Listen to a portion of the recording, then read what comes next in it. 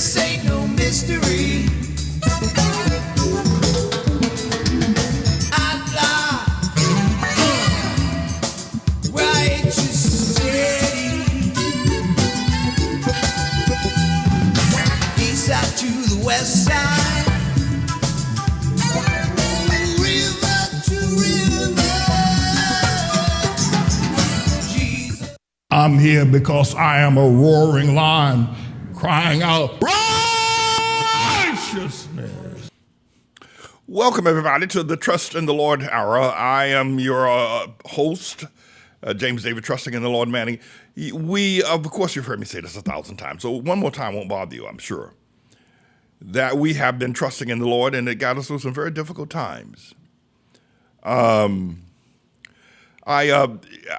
suppose you really can't appreciate the Bible, the prophets of the Bible, the writings of the scriptures, the servants of the Lord, unless you can understand what makes the Bible an interesting book and what makes the prophets and servants is that they go through some extraordinary circumstances based on the kingdom of this world, Satan's kingdom, and whatever powers he has. Now, he's not omnipotent.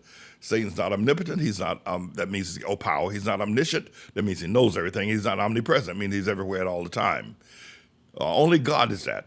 Only God is that. What Satan does have is lies, and he does have temptation, as I believe, so eloquently explained a couple of days ago. But for the past 18 years, the Lord has brought me through some very difficult situations. And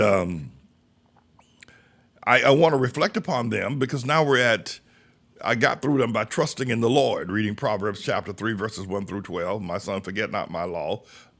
Bind it about thy neck, write it upon the tables of thine heart. Thou shalt find favor and good understanding with man and with God. Trust in the Lord with all thine heart, lean not to thine own understanding, and all thy ways acknowledge him, and he shall direct your paths. And now the Lord has brought me to a period of now waiting on the Lord as I asked the Lord. I asked him, and I was about to make a decision, and he told me not to choose door number 1 or door number 2, but to wait. And I did. And I wanted to theologically try to discuss with those of you who want to go to school with me on this one, which is more difficult, trusting in the Lord or waiting on the Lord. Hast thou not heard, hast thou not known that the everlasting God, the Lord, the creator of the ends of the earth, is neither weary nor faint. There is no searching of his understanding.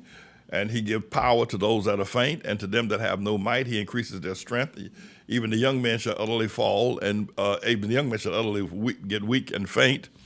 And the young men shall utterly fall, but they that wait upon the Lord, and the youth shall utterly fall, but they that wait upon the Lord shall renew their strength. They shall mount up with wings as eagles. They shall run and not get weary. So which is difficult? Yesterday, I had the opportunity of going back out to visiting my life 50 years ago, visiting my life in the year 1965, 1966, 1967, 1968, 1970, 71, those years. I had the opportunity to revisit my life, and just a small portion of it, a portion of my life where I stopped and decided to leave the corporate world and go into, I didn't go directly into crime. As I explained on yesterday while I was out on Fulton Street and Schenectady Avenue, that I didn't go directly into crime. I went to driving a gypsy cab, and the old-fashioned edition of Uber or Lyft. Ultimately, I ended up in crime. And then I visited the space where I met with my father, Willie Martin Patterson, at the Chock-full of Nuts, and where we had some coffee. I think I had some orange juice, and I may have had some tea. I wasn't really into drinking beverages of that sort, but Chock-full of Nuts was a place I knew I could afford. They had sandwiches there. They had tuna sandwiches. I think they had tuna sandwiches. And so I met with him, and I realized that I had been in that spirit, that he had been in that place, that area just in front of where they have a Jamaican beef patty place there now. And I thought it was phenomenal that And it caused me to look carefully at where my life has gone. The past 18 years, the past 40 years as a pastor, and to look carefully at where I'm at and et cetera. But I do know that the last 18 years of my life, and I don't want to get into, apologizing and repenting again. I've done that. I can't do it enough, but I'm not in the mindset of doing it right now. But the past 18 years have been a tumultuous time. And I got through it, death threats. I got through it when most people in Africa hated me. I got through it when I stood up and was given public speaking ability against one of the world's most famous and well-known persons at the time. Barack Hussein, the long-legged Mac Daddy Obama, was one of the world's most famous persons at the time that I opposed him, that I declared several things about. One, that he wasn't black, the other, he wasn't the president, and and the death threats came. And I suppose what I'm trying to say, or what I'm saying, is that it was by trusting in the Lord, not knowing what tomorrow is going to bring. One of the things that you have to do to trust God is that the devil will usually tell you what he can do to you. He'll tell you he can kill you, and he can. He'll tell you he can rob you, and he will. He'll tell you he can destroy you, and he oftentimes has that ability. He'll tell you all those things. And when we look at the plurality, and I'm not trying to get fancy on you, but we look at the plurality of our lives, the devil usually lays out a roadmap of what he's going to do, what he can do, what our position calls for right now. And he balls it all up into one conditional thing and try to make us afraid. The devil tells us he can kill us. The devil tells us he can make us sick. The devil tells us he can rob us. And all those things, though they haven't necessarily happened to us yet, the fear of them is like it happening to us already. Even though the devil didn't kill us, the devil didn't do whatever else he said he was going to do. But when we fear that, the fear of it is just like it happening to us. Once the devil tells us what he's going to do to us and we fear it, it's like it's happening to us, even though it hasn't happened to us yet, but it's just like it's happening to it because we fear it. The counter to that, of course, as I've learned, and I want to teach you, and I believe that I have, is that we have to just trust the Lord. We have to just trust him. And oftentimes, the Lord does not necessarily tell us how he's going to bring us out. The Lord doesn't tell us how he's going to bring us out. The Lord sent me, I should say often, but there are times when he does. More recently, the Lord showed me that I was in a major chess game with some of the best chess players on the planet. And I decimated them on the chessboard. And so we have these existences in our life, whether we either fear what's going to happen to us, and then the thing that we feared, Job said, comes upon us, or we trust what God can do for us, and the trust in God makes the things that, Job says, the thing I have feared has come upon me. In other words, fear is a sort of faith, as someone said, it's fear actually acting in reality. But trusting, so you can either fear and what will happen to you because you fear it, or you can trust, and what you trust will happen to you because you trust it. Am I making myself clear so far? I have to tell you as well that there's been a bit of a shift in my mode of teaching recently, in case you're wondering, since I've been out on the street. When I went out on the street for 3 days, I spent 3 days out there on the street. And when I came back, and actually just before I went out there, there's been a little bit mode of shift in my teaching. For instance, I was saying in one of my lessons recently that I used to do long public prayers. I mean, I could stand in the pulpit and pray for half an hour. I could, and it'd be all prayer. And about 18, 20 years ago, I dropped that, and more specifically, maybe 14, 15 years ago, the Lord told me to go into my closet and pray. And that making long prayers in public And not that you can't pray. Don't go run around and say, Pastor Manning says, don't pray from the pulpit, don't pray for people, don't anoint people. That's not what I'm saying. That's not what I'm saying. What I am saying is that the Lord brought me to a different significance.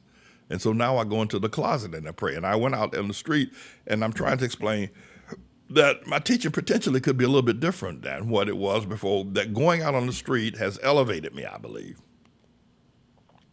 Those 3 days of fasting and prayer out there on the street has elevated me. And I started with my mayoral campaign at the area that's most urgent. Well, I said I was going, when I become the mayor of the city of New York, I'm going to enact a legislation that'll be a misdemeanor to walk around with your pants down below your butt. Oh, that's going to get a lot of young people, and I could potentially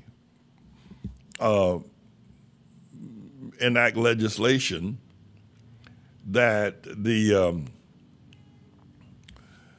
extreme mixing of inhuman hair with human hair on women could be a health hazard. See, Pastor Man, you done it now. Boy, you done it now. You done it now.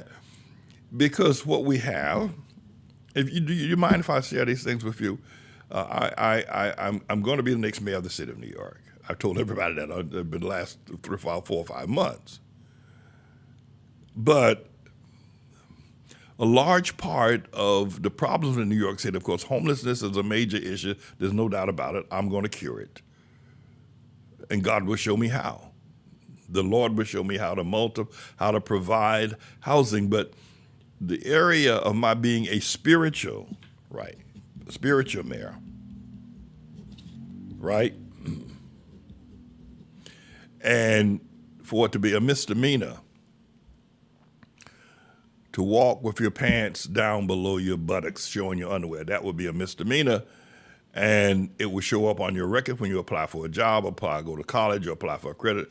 It will show up on you. And you could actually spend a year in jail for having your pants down below your buttocks.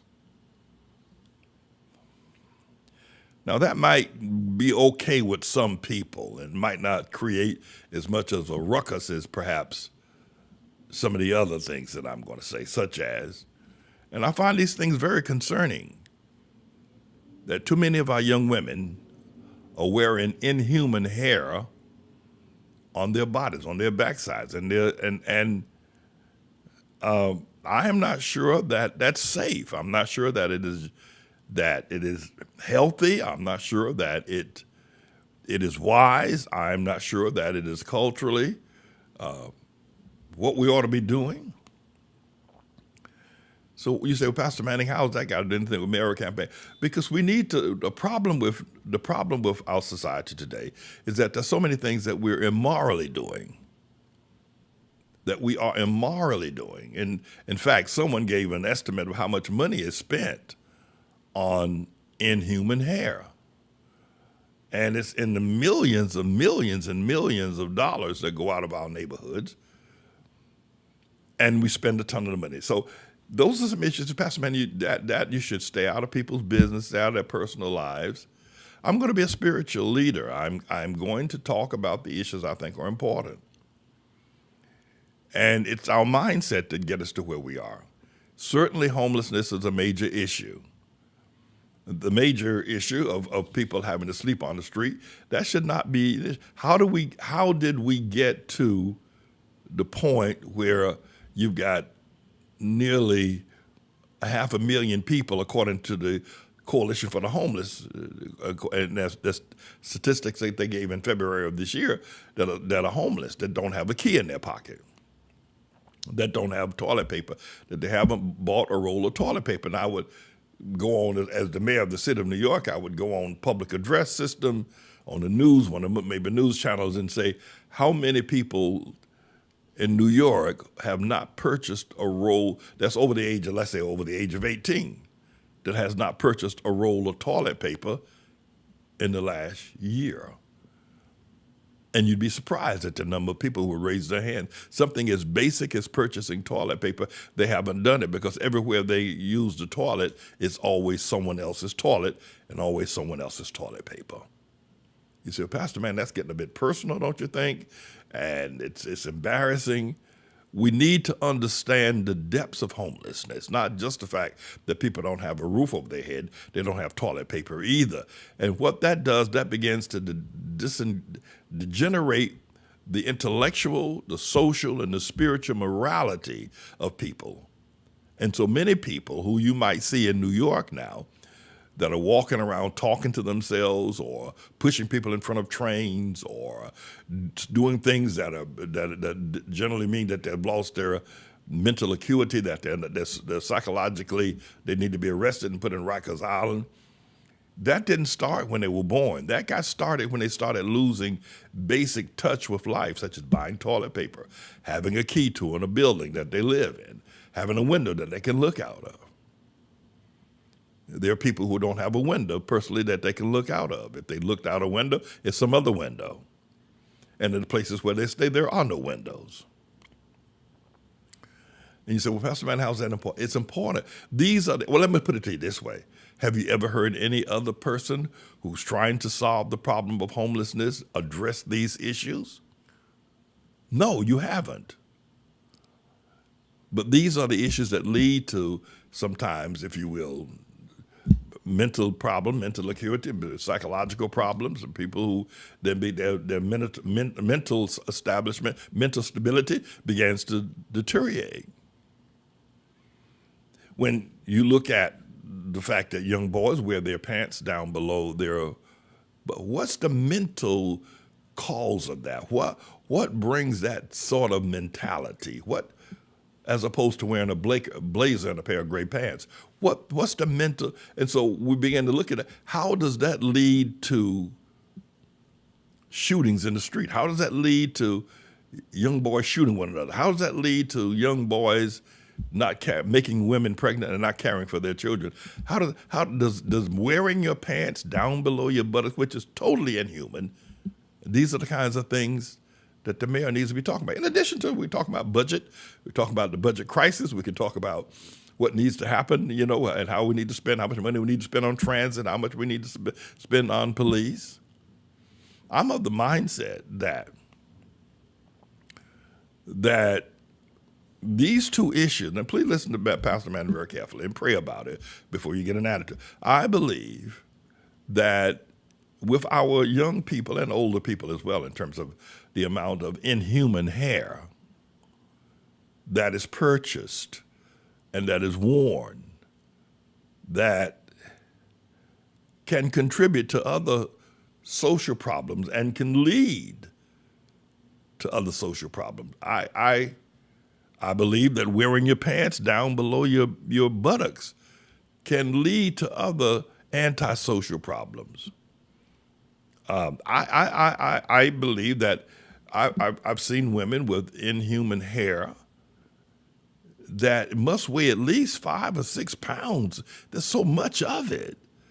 That can't be healthy in terms of your posture, how you turn your head, which way you turn I don't know how they sleep with that. If they sleep with it at all, maybe they take it out. But I understand the braiding process puts it there on a permanent basis.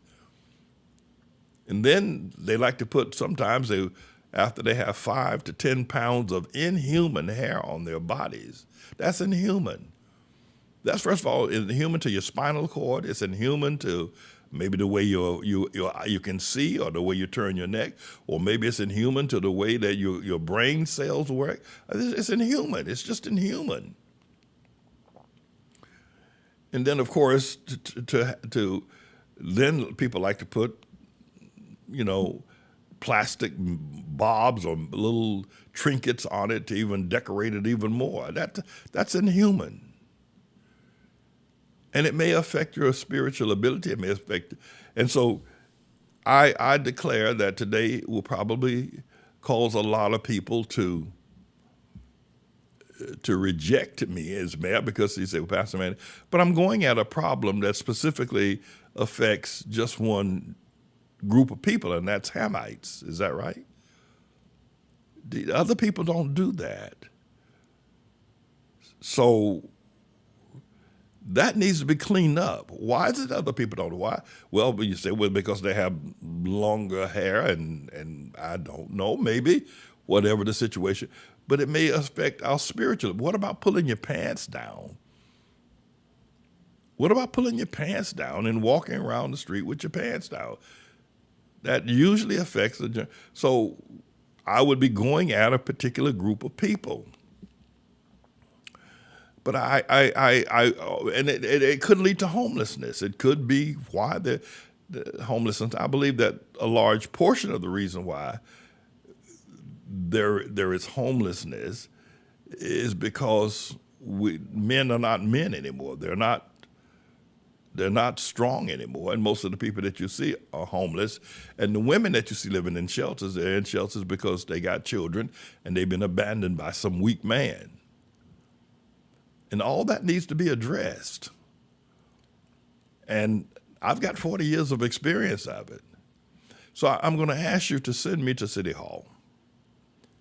Send me to City Hall. Yeah, I'll take care of the economics. I'll take care of the budget. I'll take care of fighting with the governor, and I'll take care of the taxes, and I'll deal with ICE and everything else as well. By the way, there's a growing anger on the streets that needs to be contained, and I'm not sure that everybody realizes. I've been out there on the street. There's a growing anger. I guess you say, Pastor, man, you're just dealing with Hamites right now. Talking about long hair and pants down below their buttocks. There's a growing anger out there on the street about the immigrants and about their being given what appears to be preferential treatment over what has been the normal treatment, that they're given better housing than the homeless people. For instance, a lot of the immigrants were put up in the Roosevelt Hotel, a swanky hotel at one time it was. Millions of dollars given to them and a stipend given to them to be able to buy clothing. And the people on the street, the homeless people, are looking at that. There's a growing resentment. And then the people who are not homeless, but of the Hamite persuasion, who are connected to the Hamites, who are homeless, there's a growing resentment to that. That needs to be cured. And I can cure that as well. So you got this festering anger. Are y'all following me so far?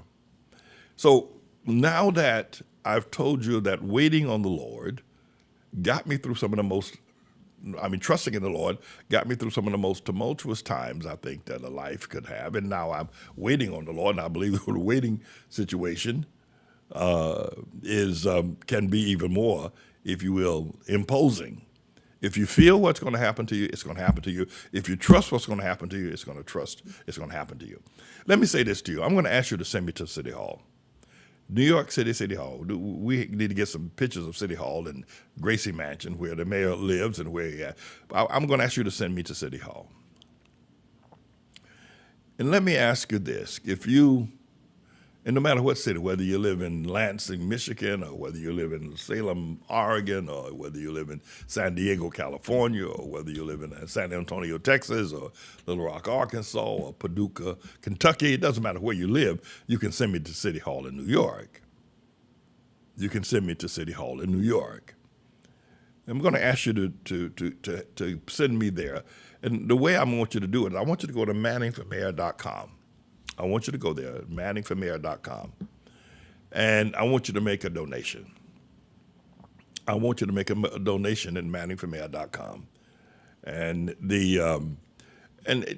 least $10, right? At least a $10. Now you can give $100. You can give actually the maximum that anyone can give. That will allow, no matter where you live, except if you live in the U.S., no matter where you live, you can give $2,100. That is the maximum that you can give, $2,100. But you can start with $10, or you can give $50. Do you have a bank card? Right? Do you have a bank card, a debit card, or a credit card even? Then I'm going to ask you to do something. If you believe that it needs to be pointed out that there are people who have not purchased a roll of toilet paper in over a year, that is a problem within itself. that anybody who has not done that for themselves in the period of a year, that they're going to sink deeper and deeper into depression. They're going to sink deeper and deeper into homelessness and helplessness. That a person who doesn't have a key, they don't have a key in their pocket. They don't have a key to a door in their pocket, and they haven't had one. That fellow I was talking to the other day hasn't had one in 6 years. That's going to cause them to sink deeper and deeper into a sense of irresponsibility, a sense of weakness, a sense of powerlessness, which can then begin to breed crime. We've had incidents here in the Harlem area where homeless people have pushed other people in front of trains. A homeless man just walk up and push someone in front of a train. We've had homeless men set other people on fire. Just a normal nurse going to work in a normal uniform, and a homeless man would just take something and pour it on and set it on fire. That these problems come from being detached from humanity, not buying toilet paper, not shopping in a grocery store, not having a key. Being detached from humanity causes weakness of the mind. The mental acuity deteriorates. So, if you believe, and I'm sure that you do, pardon me,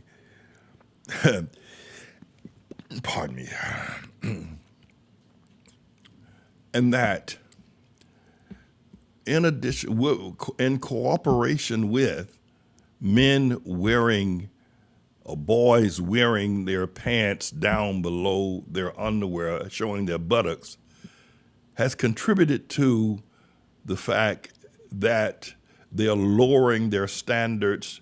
They live lewd lives. You can forget about them getting A's in their grades or on their test scores or applying to go to college or looking to have a deal. Anyone who thinks that that is a fashionable way of life has lost contact with reality, and that it needs to be addressed.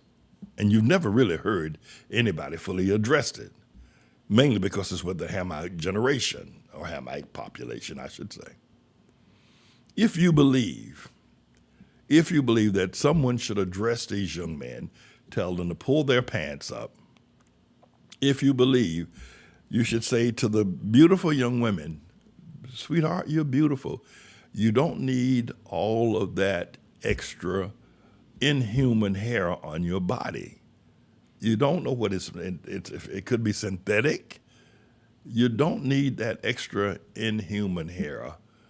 And the weight of it could be, at least when a woman, I will make the exception for women who want to wear a wig hat. I would say that you don't have to if you don't have very much hair. If you only got just a quarter of an inch of hair, just let that be that. But if you want, I will give exceptions. But the long braids and all the way down to your knees, to your back of your knees, all on your hair, and painted all different kinds of colors. Are those colors, are the chemicals in those colors healthy? Is it healthy for that kind of weight to be on your neck constantly? Is it healthy to sleep like that? And shouldn't somebody try to help these people who've gotten into this pattern of doing things that's unhealthy? That could lead to homelessness. That could lead to mental destabilization. I'm going to ask you. Now, I'm going to deal with homelessness, but we got to look at what gets us there. I'm going to ask you to go to Manning for mayor. Put it back up, Mr. Engineer. I'm going to ask you to go to Manning for mayor. And you can start with $10. You say, well, okay. Well, Mr. Engineer, could you bring up the song, the video of that we took of the men with their pants down below their buttocks, with the people sleeping on the street, where Minister Holnaker gives us the vocals to that. If you could just give me, I just want the video. I don't want the vocals. I just want the videos. No, I'm going to show you something, and then I'm going to ask you to give $10, or at least 10. Maybe some of you'll give 50. And maybe everybody here, if you have a bank card, if you have a debit card, right? I'm going to ask you to do something today. And I'm going to show you what I see on the street and what I slept with going back a couple of days ago and what I see every day and what I can cure. I believe I can cure this. Now, if you look at that, if you look at that video there, if you look at that picture there, that's me praying. To your immediate right, there's a man with a gray shirt sleeping, and he's leaning up against a steel pole. To your immediate left, right next to me right there, is a man with a jacket on, leaning across the steel pole. And if you look in the center where that white sheet is, there's a man sleeping on the sidewalk up against the wall. That's a common experience. That's a common experience in New York City, in the wealthiest city on planet Earth. That's a common experience. And no politicians has been able to, Barack Hussein Obama, the long-legged Mac Daddy Obama, could you roll it back, Miss India, to where we were just a second ago? No politician, including Obama, the most recently passed Charles Rangel, David Dinkins, Eric Adams, Black Lives Matter, none of those people have been able to solve this problem. They have not been able to solve it. And the reason why, and I want to share this, the reason why they haven't solved it is because they don't care. They don't want to. It's not in their heart. Here's something I want to share with you. You can get this for free. You don't have to donate for this. You can get this for free. That if there's something in your heart, neither hell nor high water or wild horses or roaring lions can stop it if it's in your heart. Did you know? If you got the word of God in your heart, there is nothing outside in the universe, including the explosion of a hydrogen bomb, that's stronger than what's in your heart. The reason why homelessness is pervasive in New York City, Los Angeles, and the other thing is it's mainly pervasive in Democrat neighborhoods, or cities or towns that are mainly run by black people.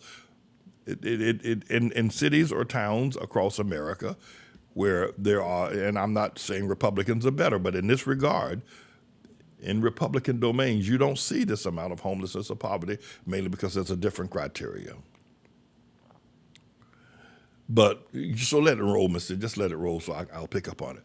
So if there's something in your heart, and it's in my heart, I went out there and slept on the street with men because it's in my heart, and I can do it. But I need you. See, this man sleeping on the street right here, 2 blocks from where I now sit. 2 blocks on 125th Street where I now sit. This man on the street, I can get him off that street, and he'll never go back there, and his sons will never go back there. His daughters will never go back there. I can get him off, but I need your help. All these men sleeping are sitting on the bench. They're all broken. They're disheveled. I can heal that. I can heal that. But I need you to help me. I need you to go to manningformayor.com and make a donation. Look at these men on drugs. Pause that, Mr. Engineer. On yesterday, I went to Fulton Street and Schenectady Avenue out in Brooklyn, New York. And I explained to our students I resisted taking heroin. But when I saw this back in 1970-something, I got out of my car and I left my job in corporate America. When I saw this, look at these men. I can heal this. I can heal this. Would you give $10 to see this man, to help me get this man? Would you give me $20? I can get both of these men. With your $20 gift, I can get both of these men, I can straighten their lives out. They're on drugs. Both of them, they're on drugs. You give me $20. Go to Manning for Mayor, and for $20 to get these men. I will have then the power. I will then have the power, the pulpit, and the ability at City Hall. You say, well, Pastor Manning, what about your pulpit there at the church? I have that as well, and I have used it. I have gotten literally thousands of men off of homelessness, off of the streets, united their families, sent them off to college. I just want to do a bigger and a greater and a better job from the church and from the pulpit. Let it roll a little bit further, Mr. Engineer, because we're going to see a man also down the street with his buttocks showing. But give me $10 for each one. Go to Manning for mayor. You have a debit card. You have a bank card. Give me Manning for what? How do we get there so quick? That's all right. We have the men that remember the man that had his buttocks showing. Where is he at? He's somewhere in the mix. All right. This is okay. These men are sleeping. What's that? There he is, right there. Pause it right there, Mr. Engineer. See that? $10, I can get this man off the street. The best investment you can make. You can make a $50 investment. You can make a $100 investment, because there are others just like him on every block here in the Harlem area, the outlaw area. There's others, a whole lot. For $100, I can get 10 of them off the street. Go to Manning for mayor. Go to Manning for mayor and help this. This is some mother's son. I don't know where she's at now, and I don't know if she knows her son is in this position. And your son might be in this position, or your son might be in a similar kind of a position. I think there was another young man as well, and Mr. Engineer, that was in, but I can get this man off the street. I can take this man off the street. I know how to talk to him. I just need the financial resources to be able to get it done. And I need you to help me.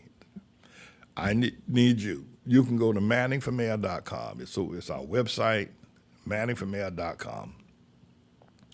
And make a donation. You can start with $10. You can give $20. You can give $50. You can give $100.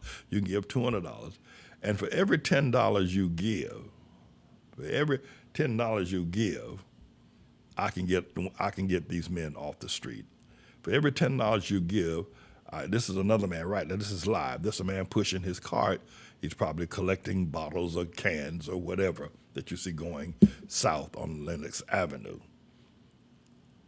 But I commit to you, for every $10 you give, I can get a man off the street. For every $10 you give. Now, the coalition of this is a young boy sleeping on the street. It's a young boy. Look how young he is, his face. I can get him off the street. I can walk up to him. I'm here in the community. I spent 3 days on the street sleeping myself. For every $10 you give,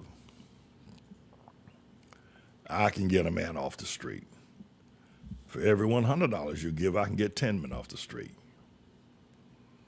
And for every gift you give, I can address some issues that need to be addressed. I don't hate the young men who wear baggy pants and wear their pants down below their buttocks. I don't hate them, God forbid. You know I don't hate them. But it's indecent. And there's something wrong with their mental stability, their mental outlook on life, if they walk down the street with their pants down below their buttocks. There needs to be a strong man, a strong father, like Pastor Manning is a strong father. I'm a strong man with strength, with a lot of strength, to walk up to these men, these young boys, and say, son, pull your pants up. Pull your pants up. And to these young women that carry this inhuman hair on their bodies, and I'm sure you've seen it, that someone needs to be able to walk up to them and say to them that you need to let your natural beauty come through. Let your natural beauty and powers come through. I sent out, so for every $10, you can hold me accountable. A woman said to me yesterday, said, I'm going to vote for you, Pastor Man, and you're going to become the mayor, and you do something I don't like, I'm coming down there to City Hall to get you. I said, well, come on. But I said, but you don't have to come, because I ain't going to do nothing you ain't going to like. I'm going to be a righteous mayor. They said, do you do the right thing? I said, no, I'm going to do the righteous thing. But for every $10 you give, I can get a man off the street. For every $10 you give, I can get a man off for every $10 you give, I can get these young boys to pull their pants up, not just in New York City. Because when I start this in New York City, it's going to spread like wildfire to other cities as well. And it's going to be on television. I'm going to be on the news. I'll be on CNN and all of that. For every $10 you give, I can get these young men to pull their pants up. Now, In my next segment, I'm going to be talking about getting the guns off the street, getting these young boys and older men with guns in my neck, but I'm going to have to do that in the Manning Report to get these guns off the street. But I want to talk to you now. I want you to take out your debit card. I want you to go to manningformayor.com. Go to manningformayor.com. And I can help heal a homeless man. I can heal the homelessness. I don't know if you saw me talking to Silver the other day. I was sitting there on the Adam Clayton Powell Jr. platform, and I don't know if we have the footage of that, Mr. Engineer. I was talking to Silver, and I looked like I was homeless. I did. I was sitting there, and someone else was beside us. I was talking. I looked like I was homeless, and I was for that time being. And but I can heal homelessness. I can heal the fact that something has happened to our young people. That's me. That's me and Silver, right? Silver's been homeless now for 6 years. That's him. Don't we both look homeless? Don't we both look homeless? Yeah. So listen to me. I can heal the problems that happen to the Hamite community. Nah, this is not racist. And you say, Pastor Manny, what about the Japheth people? I'm going to deal with that. I'm going to deal with that in the Manning Report about the guns. But listen to me. For your $10 worth, and some of you can give more. Something happened to us 50, 60 years ago. Something happened to us that will cause our young boys to wear their pants below their buttocks. What happened to us? Well, I know. I came through that era. I explained it to our young people yesterday on Fulton and Schenectady Street. And I'll show you some photos of that a little bit later on. Something desperate happened to us. Something desperate happened to us when we started putting horsehair or inhuman hair on our bodies. It's not right. What did we lose? How did we lose that? How do we get to that point? What happened to our humanity that we have done these disgraceful things? Pants below our buttocks. This inhuman hair on our heads. It's inhuman. What happened to us? Well, I know. It needs to be addressed. You can say, well, Pastor Man, what about the budget? What about transportation? What about building affordable housing and all of that? Well, I'm going to get to that, but can I do one thing at a time right now? What I'm asking you to do is to give $10. Go to Manning for Mayor, and I can take a man off the street. Go to Manning for Mayor, and I can teach a homeless man how to get a job. Go to Manning for Mayor, and I can teach a homeless man, a hungry man, how to fish. Give $10. I need the financials. I need the financial help to do it. I just need, in order to be able to do that, I get it done, I need financial help. And I believe the Lord is going to use the office of mayor and use me in the office of mayor and give me that pushback power. Right now, there's a whole lot of pushback against my strength. There's a lot of group of people out there that don't want me to have publicity because, and mainly the LGBTQ group, they got the power, they got the media, they got the money. And then there's the pension-those Negroes. They too walk by these people as if they don't exist. And so they're the ones I need the financial resources to, and I need the office of the mayor to make them pay attention and make them and push back against their fighting against our church. I need you to go to Manning for Mayor, and I'll have for $10 I can get these young boys for every $10 you give, I'll have a young boy pull his pants up and put on a belt, and he'll never walk like that again. I had a cousin. His name was Coot. His name was James Alton McNeil, and we called him Coot. He was raised by his surrogate parents, John T. McNeil and his wife. They raised him. He died the first year I came to New York, and I didn't go to his funeral. I regret that. I don't know why I didn't go. I could have left New York and went back. I don't know why I didn't go. We were tighter than two peas in a pod as far as friends are concerned. James Alton McNeil. He died all of a sudden. He's 18, 19 years old when he died, and I didn't go to his funeral. I don't know what. But his father told him, John T. McNeil told him, a man is not fully dressed till he put on his belt. I don't know if you've ever heard that before. Some of y'all from down in the South country, something like Sister Angela Kane or something, she may have heard something like that before. Man is not fully dressed until he puts on his belt. That's what John T. McNeil, James Alton McNeil's father said. A man is not fully dressed. For $10.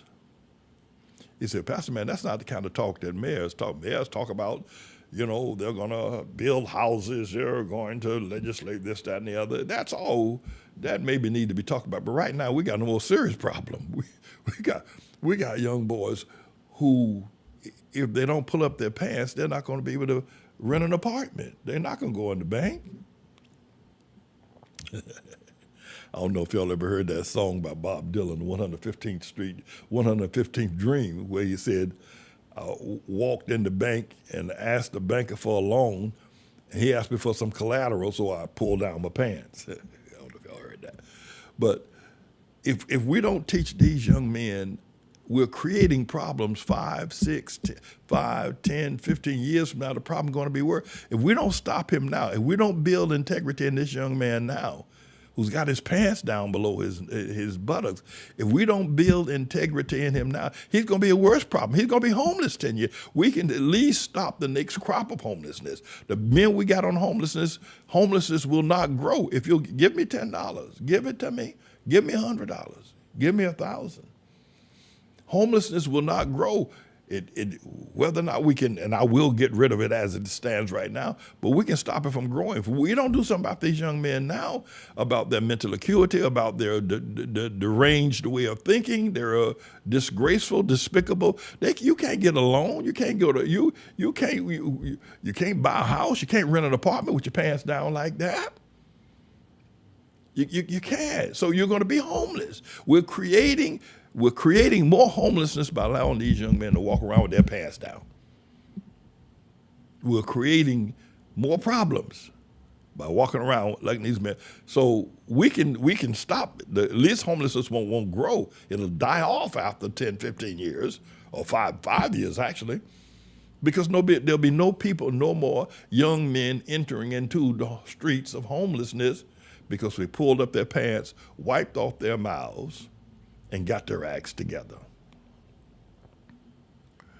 And the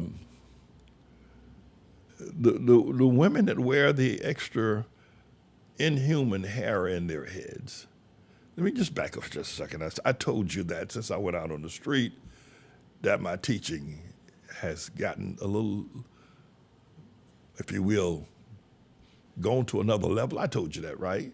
I told you I used to pray long prayers, and then the Lord sent me in the closet. And now we have the Open Rewards prayer meeting for many, many years. I don't stand in the pulpit like I used to and pray and anoint and the devil here and telling the devil everything. The devil knew everything that's going on because I would tell him right there from the pulpit. All the devil had to do was just listen. All the devil had to do was come to church. He'd learn how to beat your butt by coming to church because I'd tell him everything.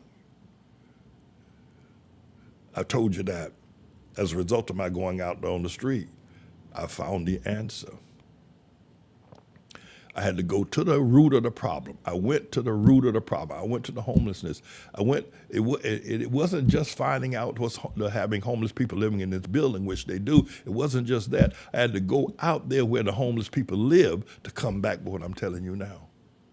I'm going to go back out there again. Not now, because I'm still tired from being out there. But I'm going back. I had to go out there. Please listen to Pastor Manning. I had to go out there to come back to tell you what I'm telling you now. And now that we're in a period of waiting, wait on the Lord. They that wait on the Lord shall renew their strength. They shall mount up with wings as eagles. They shall run and not get weary. They shall walk and faint not. Waiting on the Lord, after trusting in the Lord. Waiting on the Lord. So we can stop the growth of the prison population of Hamite young men.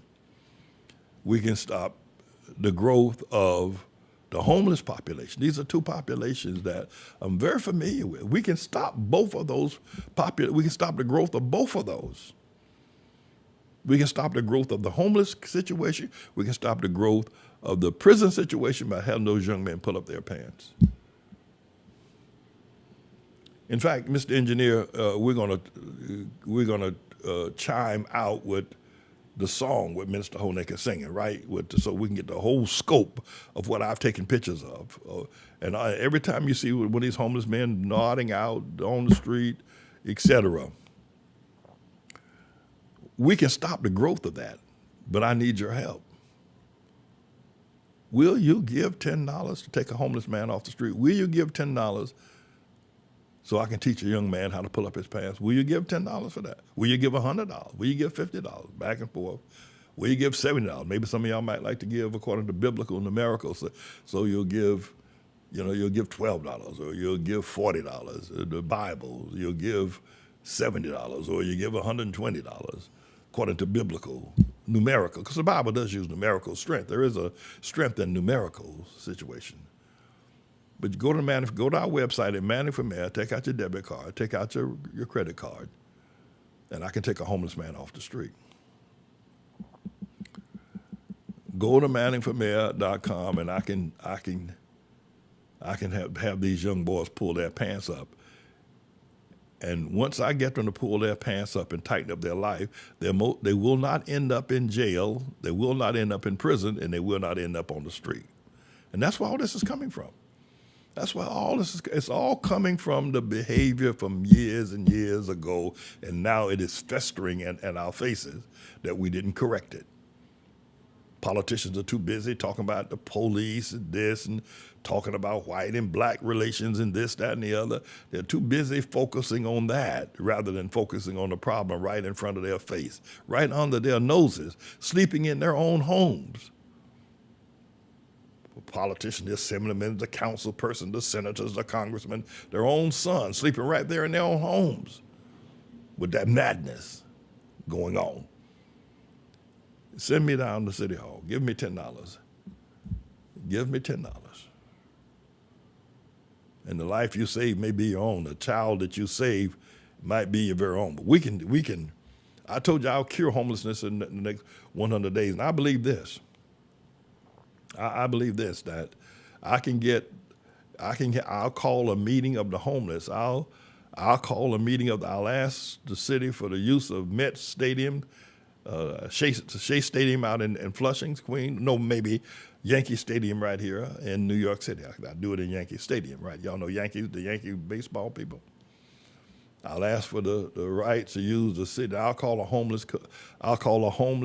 convention of the homeless. And I'll stand there under the anointing of God in that Yankee Stadium, and I'll talk to all those homeless men. I'll talk to them about not having a key in their pocket. I'll talk to them about never bought a roll of toilet paper. And I'll ask the Lord God Almighty to send the spirit of deliverance and power upon Yankee Stadium meeting of just the homeless people. All New York City homeless come. All New York City homeless come and fill Yankee Stadium. Now, probably Yankee Stadium is not big enough to house all the homeless people. But I'll get as many packed in there as I can possibly get packed into that stadium. I'll do that when the first 100 days of my being the mayor of the city of New York. But I need you to give. I need you to give. I need you to go to Manning for Mayor. I'll do that the first 100 days that I'm there. That we'll have that meeting at Yankee Stadium. And going back to I know that a lot of people earn a lot of money by braiding hair. I know that. But I'll ask God to show them another industry. But we have to tell our young people that they're beautiful just the way God made them. They're beautiful just the way God made them. If God only gave you an inch of hair, that's what the Lord wanted you to have. You're beautiful. You are so, I'll tell all these young girls, you are so beautiful to me. Yes, you are. You are so beautiful, sweetheart. You're so beautiful. Oh, you're so beautiful. God made you. God made you, daughter. God made you beautiful, beautiful. I'll sing the song. Though I can't sing, I'll sing the song. Yes, I will. But I need you to send me to City Hall. I need you to take out your debit card, take out your credit card, your bank card, and send me down to City Hall. Now, I told y'all that since I came back out there in that street, this is what y'all getting. This is what you're going to get now. This is what you're going to get. I'm still the Lord's servant, but this is what you're going to get. I'm still the Lord's servant, but this is, listen. Now, don't forget, we're going to be having the Middle Passage Arch. We're going to have a special worship service this coming Saturday, the 14th of June at 11 o'clock in the morning, because we want to be able to set the stage for what we're going to do the following Saturday. So we're asking everybody to come, bring your friends, bring your relatives, bring your enemies to a very special worship service on this coming Saturday at 11 o'clock. We're going to be getting ready for the big day, the real big day, which will be June 14th, which we will have the Middle Passage Arch, if you will, town hall. So so tell everybody, tell all the students in the school, bring your parents. It's going to be a very special day. It's going to be a very special time in, if you will, in American history. When Solomon said there's nothing new under the sun, well, there's something new going to be done, not new under the sun, but what we're going to do is going to be a very special time in American history. It's going to happen right here in Adla, and we need to get ready for it on the 7th of June at 11 o'clock in the morning. Be here by 10:45. It's going to be a great worship service. All right, so go to Manning for mayor and help me take these homeless men off the street and help pull these men's pants up. All right, everybody, I got to get out of here. Peace out. Jesus, will you take my hand? Because I don't understand. I don't know which way to go. A lot of things that I just don't know. Jesus, will you take my hand? Because I don't understand.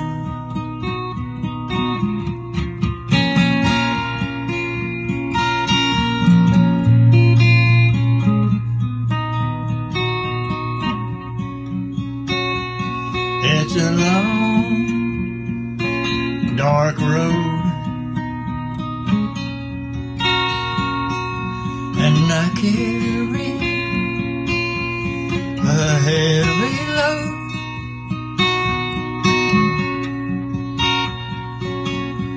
Jesus, will you take my hand? Because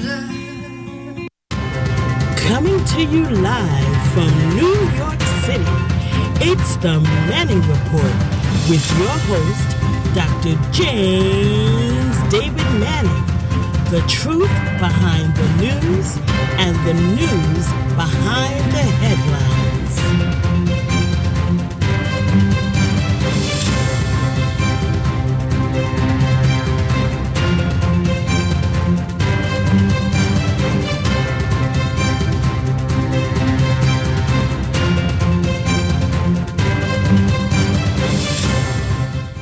I'm here because I am a roaring lion crying out righteousness. All right, welcome everybody to the Manning Report. And I'm Manning, and I'm most assuredly reporting. How's everybody doing today? We pray that all is well with you. We got a lot to unpack today, so let me just go ahead and get started. First of all, I need to let you know that since having been out there on the streets, spent 3 days out on the streets, sleeping on the streets, actually sleeping in the vehicles on the street, During the rain. It rained the first night that we were out there. It rained and rained and rained, and then the vehicles were cold, and I couldn't get warm. And I was fasting and praying, and I'm still bubbling over from what happened, God blessing me out there on that street. And the Lord has, He sent us in a direction of the waiting ministry. Now we were in the trusting ministry. We're now the trusting and waiting ministry. Now we double down on the power of Almighty God. So I realized that I haven't, by the way, we had a great time out in Brooklyn yesterday on Fulton and Schenectady Avenue, Fulton and Nostrand. I'm very saddened, however, by the gentrification that's taken place in Brooklyn. I think that the gentrification in Bed-Stuy in Fort Greene is more pervasive than the gentrification here in the Otla area. So we got a lot of work to do. But since being out there, God has put a new song in my mouth. And so I've not been spending a lot of time on the local news. There's a lot of explosive things happen. For instance, Ukraine, Volodymyr Zelensky was able to knock out a third of Russia's B-52 type bombing airplanes over the weekend. I mean, with drones that were hidden inside of Russia. For the past 18 months, Zelensky was working on this within the interstate, inside Russia, the nation of Russia. And this weekend, I think it was, I'm not sure, what, Friday night, Saturday night, one of those nights, and I haven't been able to report on it, launched a series of drones and taken down. We have a plane called the B-52. That's a bad boy. That thing can carry a freight train from San Francisco all the way to Beijing and don't stop for fueling. The B-52. Well, Russia has a whole planes just like that. And a third of those planes were taken out even in Siberia over the weekend by Zelensky, which has weakened Putin. That boy looks pretty stupid now. So I wanted to make mention of that, and there are a whole lot of other things that are going on that we need to be talking about. They're talking about the mayoral race here in New York City. New York 1 is the only one talking about. CNN don't care. MSNBC don't care. None of the other networks, television networks, they don't care nothing about Eric Adams and Andrew Cuomo and anybody else that's running for mayor. They don't really care. So they're not reporting on it, but it's news here for the local news people. And anyway, I'm going to be the next mayor of New York City. Anyway, I'm running as a candidate as a independent, and so I won't be on the ballot for the June 24th ballot. I won't be on that. I'll be on the ballot for the general in November. So we got some time, and I'm going to talk to you about donating to Manning for mayor as well. But the other thing is that so finally Elon Musk has left the White House, and they had this big party on Friday, I think it was, for Elon Musk to leave the White House. The party was a Friday or Monday, I'm not sure which now. But I suspect that Elon Musk realized that Trump played him. He's lost a quarter of his wealth. He's lost over $100 billion, I think, in wealth. The Tesla automobile sales are down in the toilet, and his popularity is down in the graveyard. But, I suspected that, Trump's a con man. You have to understand that Trump's a con man. You may not want to jiggy with this, but see, Trump is a servant of Satan. He's a servant of Satan. And Satan's power is to tempt you. That's his power. One is to lie, the other to tempt you. Trump can sell, he's just a con man. He's just very good at it. He's got satanic powers. He's just very good at selling stuff. And so Elon Musk wanted popularity, wanted to be seen. He had money, but that wasn't enough for him. So he wanted the popularity, the kind of popularity that the president had, seen on television every day. And he fooled around and hooked himself up with Trump. Elon Musk left the Democrat Party, hooked himself up with Trump. Trump swindled him for nearly $300 million. And but I had suspected I suspect that the election was rigged. I think, there's a whole lot of stuff going on in these elections. You have to watch these people. They got it, But I didn't think that Trump and Elon could last long. And now Elon Musk dropped a bomb on Trump's big, ugly bill yesterday that's got everybody talking. Everybody everywhere is talking about it. So since I haven't brought you very much of the common news, I've been talking to you about, becoming the mayor and talking to you about the development of our waiting and trusting and that kind of a thing, which is all good. I'm going to let you listen to Lawrence O'Donnell lay out what he believes, and I totally agree with him, what's happening now between Elon Musk and Trump. And by the way, while you listen to it, it ain't over with. It's just getting started. The stuff that hits the fan, and I don't want to use, the Bible calls it dung, so I can use the word dung. But it's just getting started. This stuff just getting started. So, because Musk is a crackhead, a pill addict, a junkie, taking mushrooms and ecstasy and psychedelic drugs. So I'm going to let you watch this, and then but don't go anywhere because I need to talk to you about my campaign for getting guns off the street and out of the hands of young men and I need to talk to you about the immigrant crisis as well and why you need to support my manningformayor.com, Manning for Mayor situation. But now this is going to take a little time, so stay right there. I just wanted you to get some news other than, not that the news I'm brought from the street after being out there is not valid or important or critical for that matter or blessed of God even. But I thought you might want to have some of the Japheth boys news, all right? What's going on between? Because this is good. This is getting good. The fight between Trump and Musk is going to be better than a thriller in Manila. This is going to get good. Get your popcorn. The fight between Trump and Musk. Okay, Mr. Engine, I've said enough. Go ahead and roll that clip. Well, we have new reporting tonight that Elon Musk's last TV performance with Donald Trump on Friday in the Oval Office may have been less a farewell ceremony than it was the latest version of Donald Trump's You're Fired TV show. Elon Musk lashed out at Donald Trump today. And it may be because, as NBC News is reporting tonight, Musk had hoped to stay on in his special government employee capacity beyond the 130-day period, which the White House ultimately did not accommodate. And if true, then Elon Musk was effectively fired by Donald Trump, which could explain Elon Musk screaming at the top of his Twitter lungs this afternoon, "I just can't stand it anymore." We have never had a more disturbed holder of the title richest person in the world than the person who holds that title tonight. And that person has apparently never been more disturbed than he is tonight.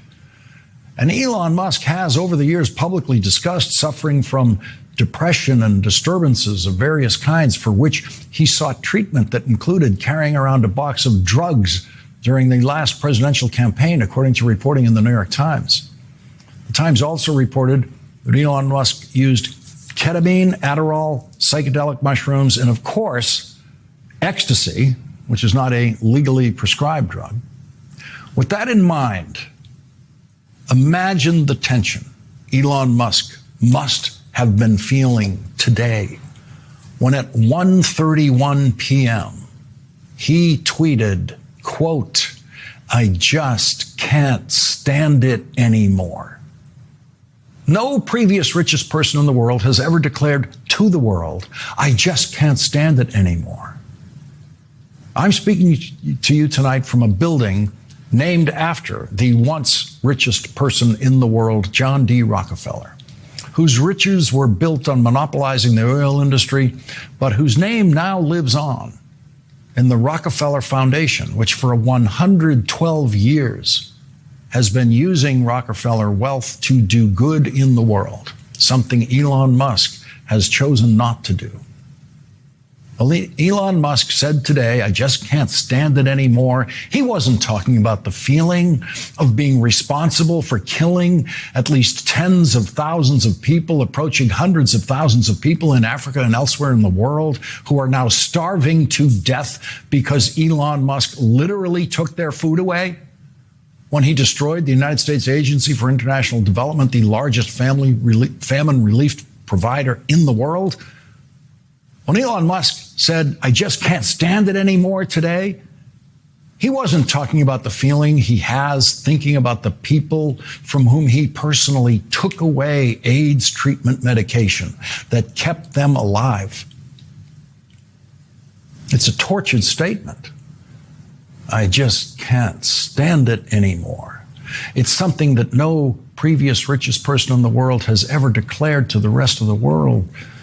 The Mali Empire's 14th century leader, Mansa Musa, then by far the richest person in the world, never said, I just can't stand it anymore. But then he was never fired by Donald Trump. Bill Gates, formerly the richest person in the world, described Elon Musk as, quote, the world's richest man killing the world's poorest children. But that's not what was torturing Elon Musk. That's not what was driving him crazy. I just can't stand it anymore. He said that.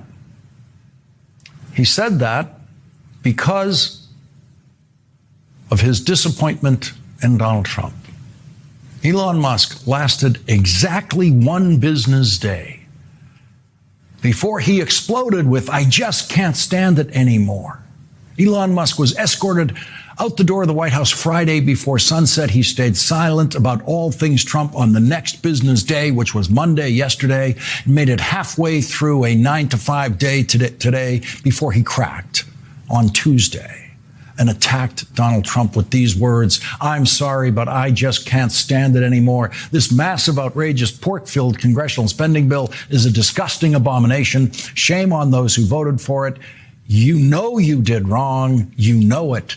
Donald Trump told them to vote for it. That means Elon Musk is calling for shame on Donald Trump and saying to Donald Trump, you know you did wrong. You know it. This was the moment that all the watchers of Elon Musk and Donald Trump have been waiting for since Elon Musk joined the Trump presidential campaign. How long could the two strangest rich people in the world stand each other? Elon Musk declared today on day 134 of the Trump presidency, I just can't stand it anymore. And in response, the explosively rageful Donald Trump said nothing. And that is how you know who Donald Trump fears in this world. If you attack Donald Trump and Donald Trump says nothing, Donald Trump's silence is the biggest expression of fear that he has. Donald Trump fears. The issue, what we're going to ultimately throughout the summer, is you're going to start hearing, and now what Lawrence O'Donnell is saying is that Donald Trump fears Elon Musk. What you're going to hear, and I believe that you're going to hear that Elon Musk did a lot in terms of rigging the election for Trump. And that he knows where all the bones are buried. He knows where the bodies are buried. Elon Musk knows. And the fact that Trump doesn't fear Elon Musk's money, what he fears is that Elon Musk has the potential to dethrone him in terms of bringing forth the truth. I would say that Elon Musk, that at present, there are a number of people who want to protect Trump. They want to protect his presidency. They want to protect his legacy, whether he's done right or wrong. That's not the issue. You may not have noticed, but over the past 20 years, we've moved beyond in America both biblical right and wrong and constitutional right and wrong. That doesn't exist anymore. You may think that somehow or another going to listen to a Joel Osteen or whoever else, or T.D. Jakes, that but that they're not teaching biblical right or wrong. They're teaching how to get rich. And political, constitutional right or wrong is gone. So we're at a point now where the Trump legacy and that those that would want to protect his legacy may find themselves looking at their loss if Elon Musk continues to attack Trump. And he's going to do it. He's going to continue to attack Trump. Nobody's ever attacked him. Now, Musk didn't call Trump's name. But the statement, "I just can't stand it anymore," means that for the past 3 months, Musk was looking at Trump's stupidity, his idiocracy, his, if you will, his hubris spirit, his nihilistic ideologies. Trump's immoral behavior is what Musk is saying, "I just can't stand it anymore." I've sat with this man. I've watched this man. I've watched the stupidity.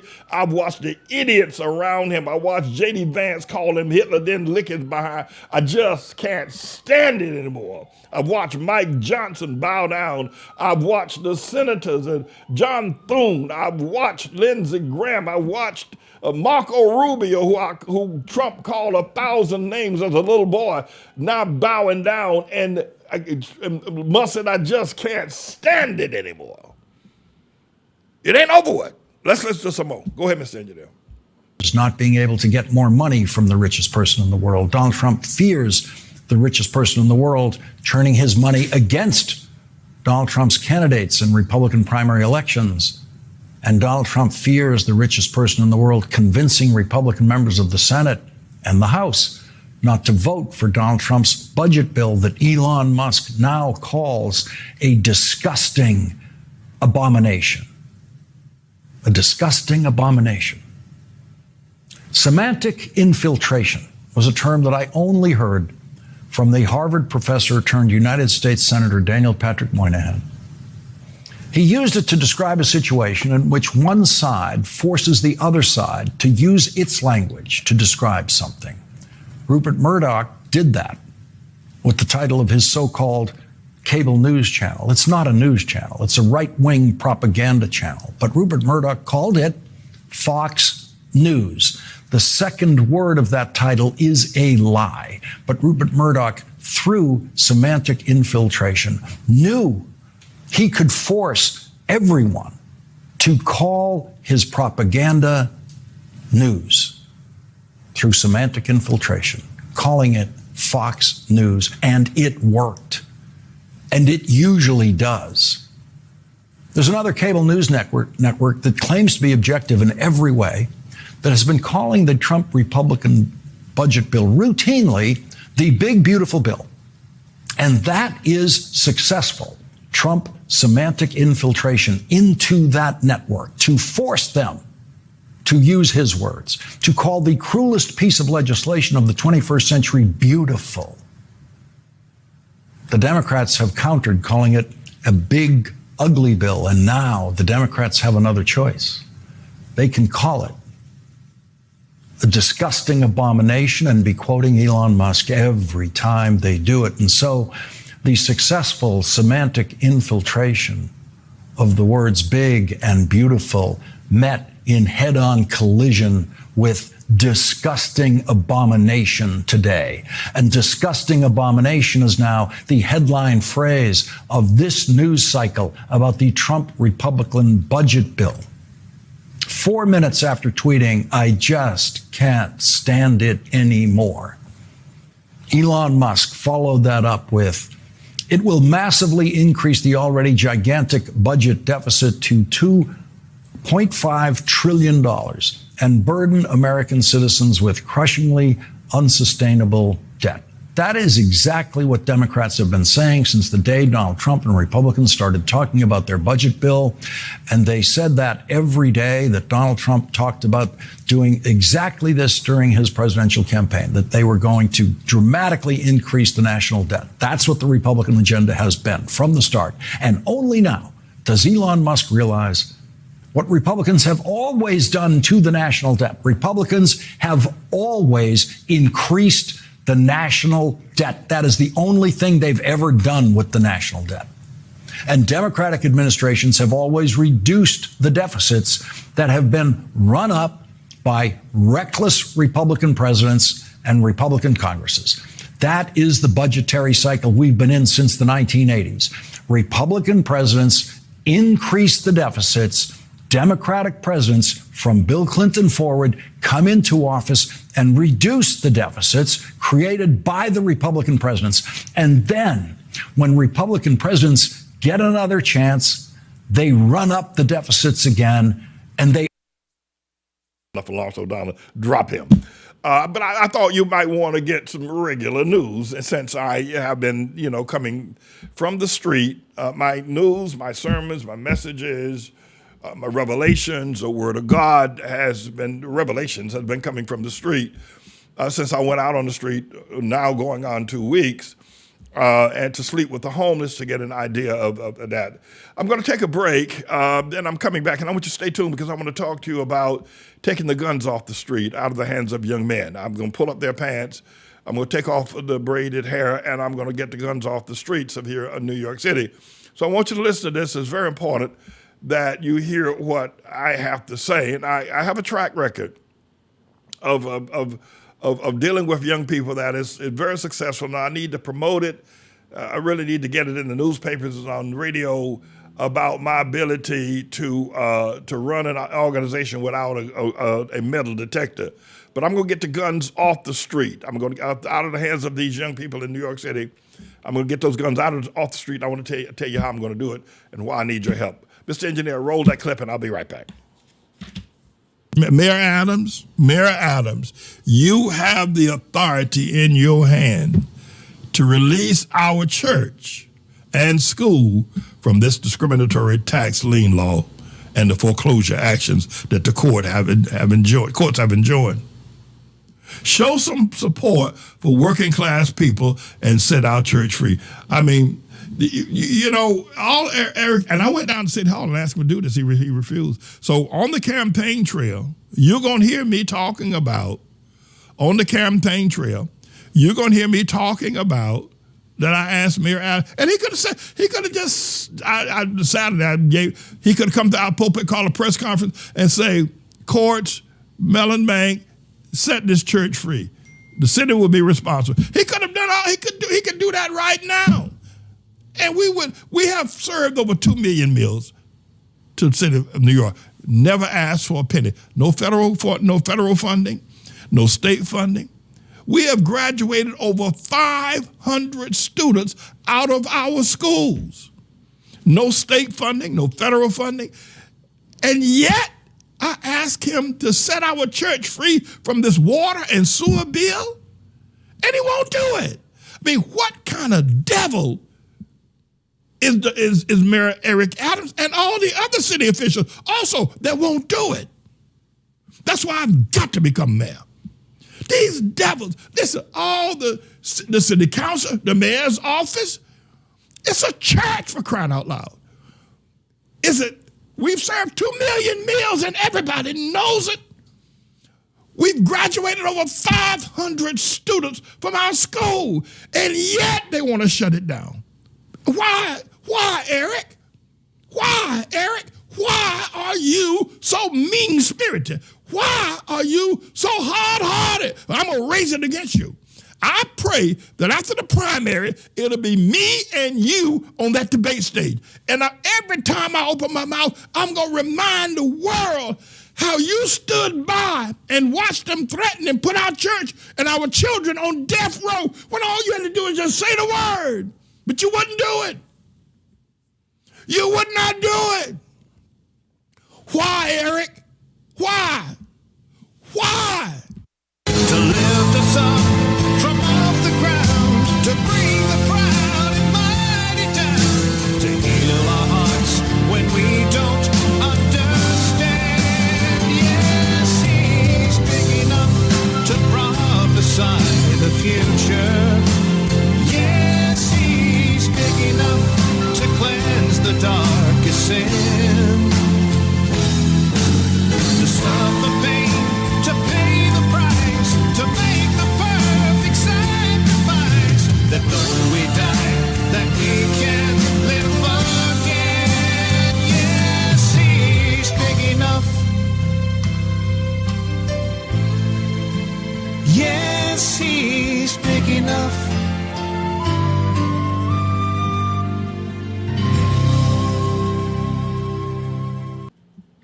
All right, everybody. So I have been explaining to you and those who will listen that going out to the streets and sleeping on the streets for 3 days with the homeless people I brought if you will, an exalted message back to the people. And a part of it, of course, is my candidacy to run for the mayor of the city of New York. And I want to tell you why it's important for me to become the mayor of the city of New York. In the earlier segment today in the Trust in the Lord Hour, I talked about getting the young men to pull up their pants and getting the young women to take that extra inhuman hair off of their bodies, save somebody who might want to wear a wig. And we're going to be discussing that even more, that we're going to actually stop the pathway to homelessness and to the prisons will be stopped immediately when I become the mayor of the city of New York. In fact, I'm acting mayor now. And so we're going to stop the pathway to homelessness, stop the pathway to the prisons. But I want to share this with you. I want you to listen to me. And the Lord has given this to me since I've come from the street. I want to show you a picture of just some of the students. This might be, I don't know, just a smidging of the students that I have graduated or educated and taught in my 30 years of running the Great Tomorrows Elementary School, the Otla High School, that you see these beautiful students right here. All the young men that you see on television or in the streets with their pants down, looking as if they are monsters because of the way they are unkempt. I want to say this to you. I want to ask you to support my campaign for Manning for mayor. And I can turn 90% of the young men in the ghettos into the young men you see on this picture here. I can turn 90% of the young women you see on these photos here into the same. I can do that. That's what I've done. Look, that's what I've done. That's a real picture. It's not an AI picture. That's sure enough stomped down, if you will, boom shakalaka, my students that I've trained, I've polished, I've refined. I'm going to ask you to send me to City Hall. And I will do the same thing with every young man in the school system of New York City. Send me to City Hall. We have ran a school system in Harlem, New York City. Now God has changed the name of Otla, and we don't use metal detectors. You go into these high schools, and even the Martin Luther King Jr., Frederick Douglass, you got to go through a metal detector. Listen to Pastor Manning. I've ran a school system with these beautiful students, right, that come from the same neighborhoods that the students that go to the Martin Luther King Jr. metal detectors, Frederick Douglass, Harriet Tubman, all those schools that the young people from this community go that have metal detectors, but they come to our building, no metal detectors. And nobody brings a gun. No one brings a gun to our school. This is what I've polished. You see how polished these students are? You see how beautiful they are. And this is just a small amount of the students that we've graduated over a period of 30 years, obviously. I want to ask you to send me to City Hall and let me take over the school system. You see this beauty here? I can duplicate this in some of the worst, if you will, marginalized, poor neighborhoods on the planet. That I can compete with Dalton High School. When I become the mayor of the city of New York, the first year we're going to have a contest. I'm going to challenge Dalton High School, one of the elitist schools here in New York City, where Donald Trump sends his grandchildren, $50,000 a year per student at the Dalton High School over on the east side. And by the way, some of our students, I've taken some of our students to Dalton High School in years gone by. Here's what I need you to do. I need you to go to manningformayor.com. and donate $10 or $20 or $30 or $40 or $50 or $70 or $100 or $120 or $200. You can donate up to $120. I mean, you can donate up to $2,100. And I will polish the young men. I will take the guns out of the hands of the young men in the South Bronx, in Fort Greene, in Bed-Stuy, in Harlem. I will take the guns out of their hands. And I will put a computer in their hands. I'll take the guns out. I'll take those baggy pants where they wear below their buttocks and put them on some nice blue blazers and some nice gray pants and wingtip and penny loafers. Send me. This is what I've done. This is the proof. This is what I've done without city help. Didn't take $1. Didn't take $1 from New York City. Not $1 from New York State. Not $1 from the federal government. But this is what I've done. Well, of course, with the help of a staff of wonderful people. Let me just say this about, I have the best staff of people on planet Earth. You're talking about the best people, the best staff. The staff of people, the teachers, the engineers, the workers, the cooks, the people that work at the Outlet Church are the best staff on planet Earth, bar none. I go over to Beijing, China, and tell them y'all can't touch this. You can't touch us. No, we got a staff of people that you. But anyway, I've done this with a staff. I didn't do this by myself. These beautiful, bright, shining faces. I can do that all over New York City. I need you to help me do it. I can take the guns out of the hands of these young boys and put a computer in their hands. I can take the guns out of it. I'll go you one better. I can take the basketball out, and I need to take the basketball out of their hands and put a computer in their hands. Take the basketball and put a cross pin in their hand. Now, they get rid of them basketballs, get rid of them guns. And I can take them sneakers off their feet and put on some wingtip and some cap-toed shoes on their feet. I can do it. I've done it right here for 30 years. I need you. Don't you want to do this don't you want to see the children's lives? Don't you want to see the children's lives improve? Don't you think the young people of the ghettos need an opportunity at a good life? Don't you think they need a strong leader like myself to show the way? All of these students, all the young children born here need an opportunity at a good life. They don't need to come up in a ghetto with guns and baggy pants and teenage pregnancies, and they need an opportunity to help me do that. I can give it same way I give it to these students right here. I can do it on a massive scale in the New York City public school system. I can do it. God will give me the strength to do it. Here's what I need you to do. I need you to get your bank card, your debit card, or whatever it is. And maybe you know a student that's been shot. Or maybe you know a student a parent who's worried about their children on drugs.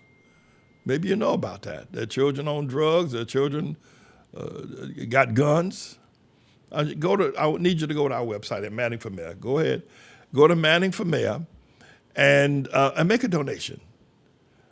For every $10 you give, for every $10 I'm going to raise up a student. I'm going to with shining faces, nice neckties, and beautiful countenance, just like you see right here, even to the smallest kindergarten.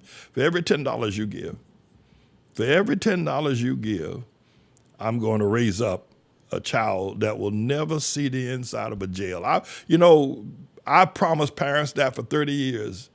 I think there's one other, Theodore did see that. Y'all remember Theodore, Outlaw Church, y'all remember Theodore. I think he saw the inside of a jail. He came by the other day and he didn't come back. We need to find him. But go to Manning for Mayor. And how many students we have there? What I don't know. For everyone, I can duplicate. You put $10 on my Manning for Mayor. You can give $20. Of course, you can give $100 if you so choose. You can give up to $2,000. You can give $2,100 to send me to downtown to become the mayor of the city of New York. You can do that. And that's what I can do. That's the proof of what I can do. That's what students and children ought to look like in so-called marginalized or poor or underserved community. They shouldn't look like hoodlums and gangsters with their pants down and guns in their pocket and basketballs in their hands. If you send me, maybe you don't have any children in school, or maybe you know some parents that do have, but we've never had a gun in our school in 30 years, never. We don't use a metal detector. We use the power. Now, I'm a strong preacher. Now, I know I get up now, I preach. I get up, and you know me, you know Pastor, man, I get up, I tell it like it is. And basically, so the students realize, but don't be fooling around. The students, even if one of these students, which they don't, but even when these students did decide that they want to have a gun, they ain't gonna let me know nothing. They hide that gun on a bus, behind a car's, the tires of a car. They ain't gonna let me. Oh no, Pastor Manning, we don't have no gun. No, not Pastor Manning. No, Pastor Manning is our father. Pastor Manning takes care of. Pastor Manning's a good man. Man, don't be. If you gonna mess with me, don't be messing around Pastor Manning. Man, Pastor Manning's a good man. Pastor Manning's in the community day and night. Pastor Manning sleeps in the community. Pastor Manning loves. But you acting. What's wrong with you? Acting right. We'll be bringing no basketball up in Pastor Manning's face.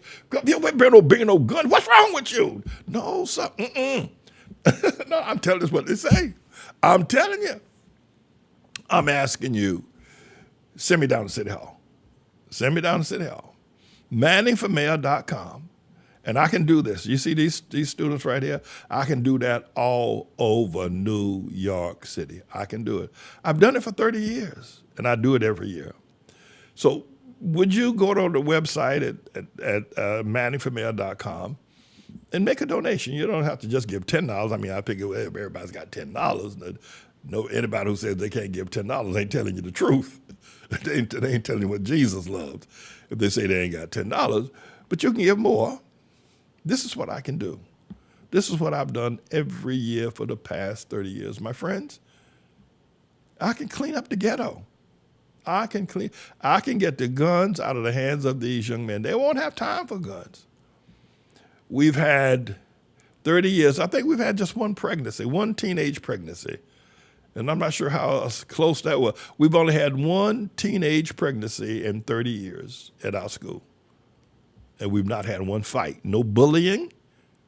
I was on the van yesterday with some of our young men, and they were having such a good. We went to Pizza Hut. That's the other thing they were eating. But they were just having a good time talking to one another. We don't have no bullying in our. I can duplicate this all over New York City if you'll send me down to City Hall as the mayor. But I need financial support. If you send me down to City Hall as the mayor of the city of New York, I can do this all over New York City. All over New York, especially in the marginalized neighborhoods and the so-called poor neighborhoods and, ghettos, if somebody even called it that. I can clean up the ghetto. I've done it before. And I do it every year, but I do it on a small scale. And I do it fighting a lot of principles and statues of people that don't like my stance against LGBTQ and don't like my stance against the pensioners, Negroes, and the sellouts. Well, yeah, okay, all right. They're out there, and I admit there are people that don't like me. But this is what I do. You tell me sure what they do. Now, this is what I do. Go to our website. Will you do that? Go to our website at ManningForMayor.com. And, start with $10. I don't know, maybe you want to give $100. I don't know. But for every $10 you give, I can clean up a student. For every $10 you give, I can clean up New York City school system. We don't have to increase. Somebody asked me, what about increasing the teachers' budget? I'm going to have to clean up the teachers too. No, let's talk. No, come on. I think it's about time we need to say this now. Amen. Amen. It's about time we need to say this. We need to clean up the teachers too. No, we got to clean up the teachers too. Now, thank God for the teachers. Thank God for the teachers. Thank God. But we need to clean up the teachers too in the school system. Amen. No, we need to have meetings with the teachers, and we need to clean up their act. Amen. The teachers are the role models. They're in the classroom, need to get their act together. That's right. Need to teach them how to dress, how to talk, how to act. No, this is going to be said. No, I got to just tell you like it is. Send me down to City Hall. And this is what I can produce in the New York City school system. This is what I can produce. They asked me the other day, and I was at a meeting out there at the church, and I told them this is what I did. They said I was going to start a Christian-based education in the New York City school system. I didn't say that. They lied on me. I watch these people in the newspaper. They lied on me. I didn't say I was going to start a Christian-based education. I said I was going to start one based on the MAD curriculum of memory, articulation, and discipline, which is better than AI. Better than AI. MAD, memory, articulation, and discipline. So what I need you to do, I need you to make a donation. Go to ManningForMayor.com, and I can do this all over New York City. I can do it. Pastor Manning, I can do it. I'm the man to do it. But you need to send me that. If you don't send me, you get $10 for every $10 you give. I can train a young boy from kindergarten all the way through graduate school and college with that $10 that you can give me. Because that $10 gonna send me down there and gonna give me the opportunity. But without your $10, without your gift, these other people gonna buy the office. The Cuomo gonna buy it. Cuomo gonna buy the mayor's office. If you don't, he's gonna buy it. All these other people running around, they ain't going nowhere. They're talking all that talk about they got money and this, that, and the other, and ranked choice voting and that. No, Cuomo gonna buy it.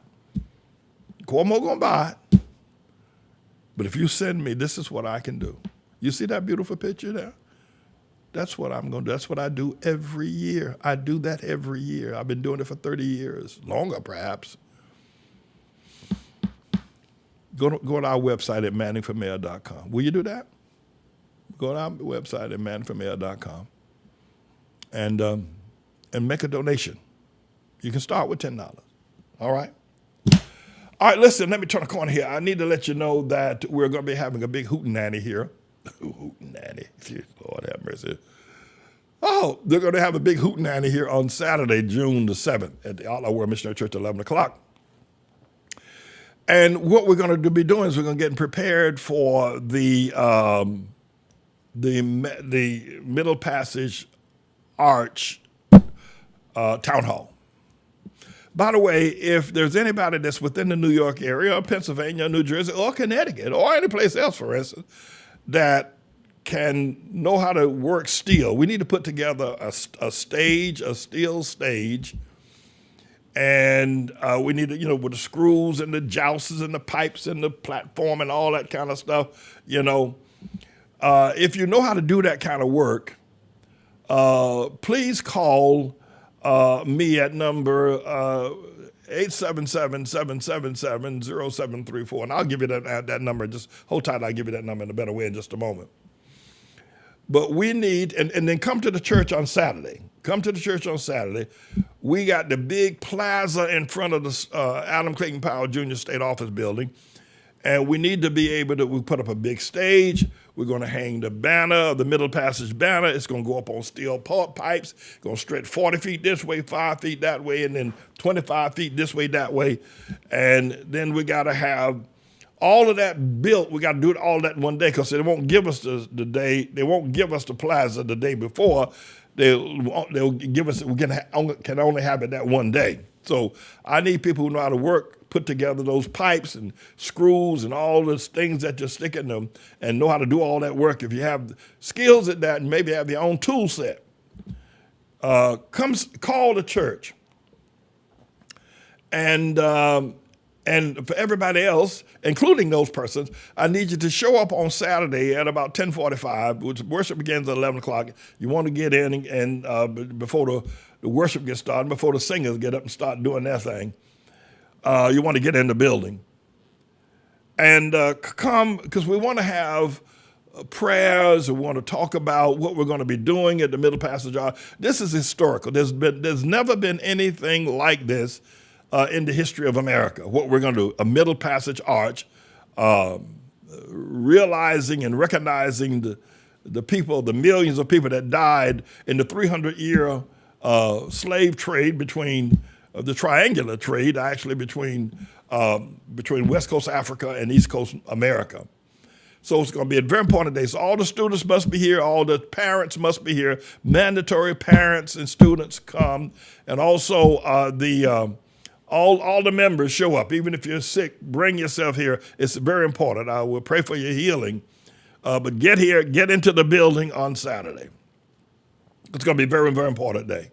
Very important day. Then, of course, next Saturday, we're actually going to be out on the plaza. So all that is going on. And let me send you to put up our telephone number. If you know how to work with steel, if you know how to build stages, if you know how to build scaffolding, stages and that kind of stuff, if you know that kind of work, if you know how to build a scaffold, I think that we can, then we want to talk to you.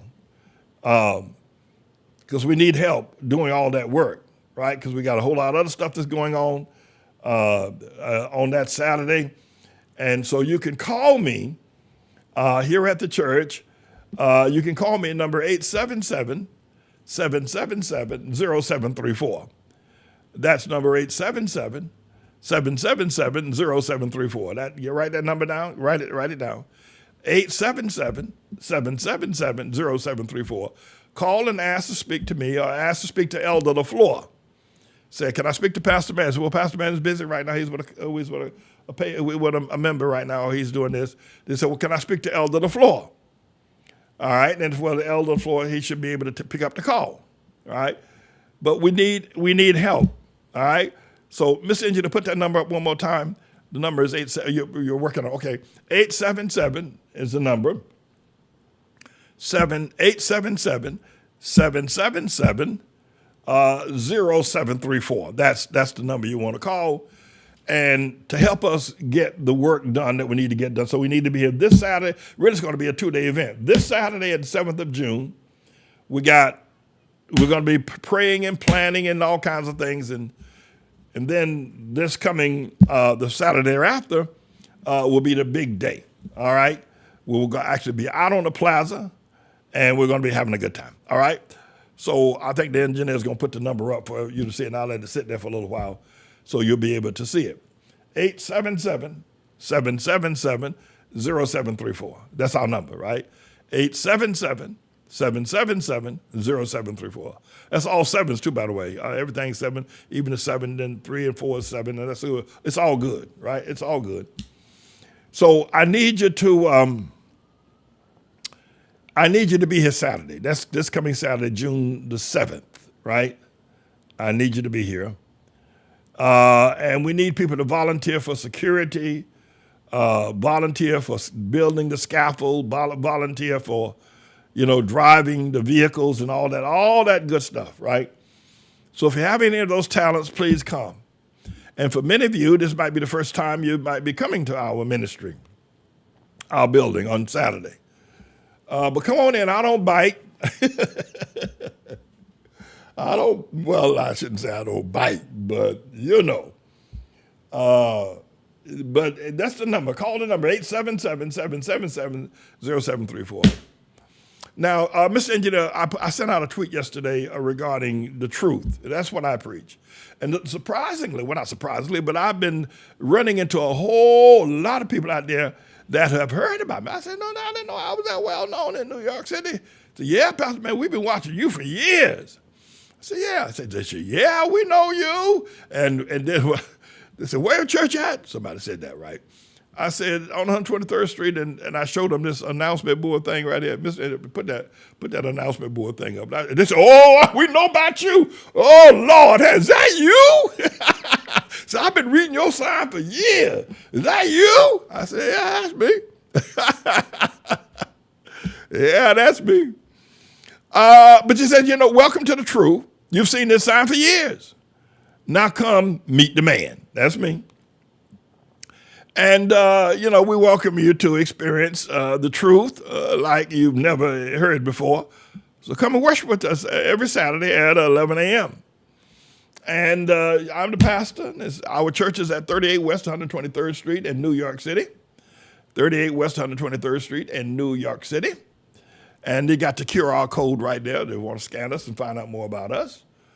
But yeah, so we got a lot going on. We're giving God the praise, and I'm helping y'all to adjust. God's got me in the waiting period now. Good God Almighty. God's got me in the waiting period. Now, since I've been out there on the street, he told me about the things I've been saying to you. The preaching and teaching is a little bit different, but we're only going up. We're not going backwards. We're only going up. We're not going backwards. Praise the Lord. So you've seen that sign. One man said, for years, that sign been out there for over 20 years. He said, for 20 years, every time you put something new out on that announcement board, I take a photo of it, and I've collected it all 20 years. So you got probably more information than I got. Yeah.